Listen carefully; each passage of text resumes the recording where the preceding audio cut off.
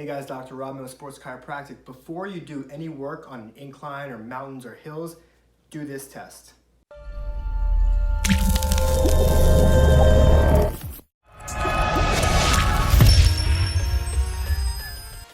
We brought out the foot model here just to show you that this is what's called dorsiflexion, when your foot kind of goes up in this motion.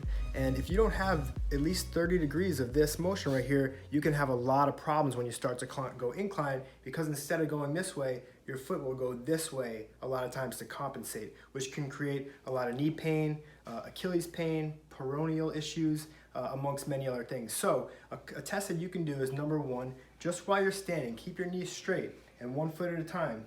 Can you easily get 30 degrees of dorsiflexion like that? Check both sides, feel if they're resistant. So you're just gonna keep the leg straight and lift it up. And the second test you can do is kneeling. Basically what you're gonna do, keeping your heel on the floor flat, you're gonna lean forward as far as you can, and your knee should go at least an inch in front of your toes there. If it's going back like this, then that's probably a lack of dorsiflexion.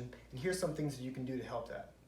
So if you look at the foot here, you'll see there is a bone here called the talus. And a lot of times that can get stuck and fixated, and you can't get dorsiflexion in the foot. So one thing that we can do here in the office is actually manipulate or adjust your talus and free that up. But if you want to try something at home, you can grab a chair or something at this level, and basically you get that talus bone right at the edge of the chair and just push down on the back of the heel and point your foot up. And try to do that about 30 times, and that'll help to really free up that range of motion.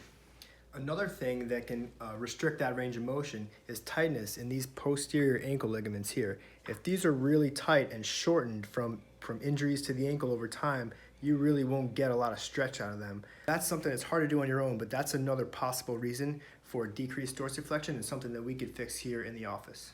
Lack of dorsiflexion can be coming from a weakness in the tibialis anterior, the front of the shin muscles. So sometimes just activating those muscles can really help to increase that range of motion. So what you can do is use a band like this to provide some resistance and just point down and up. So point and flex, and really try to feel like you're contracting the front of those shin muscles.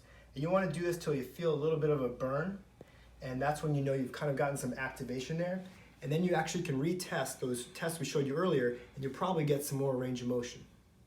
And the last thing that you can do at home to try to fix that inability to dorsiflex is just get a foam roller and apply pressure on the back of the calf, especially the Achilles area.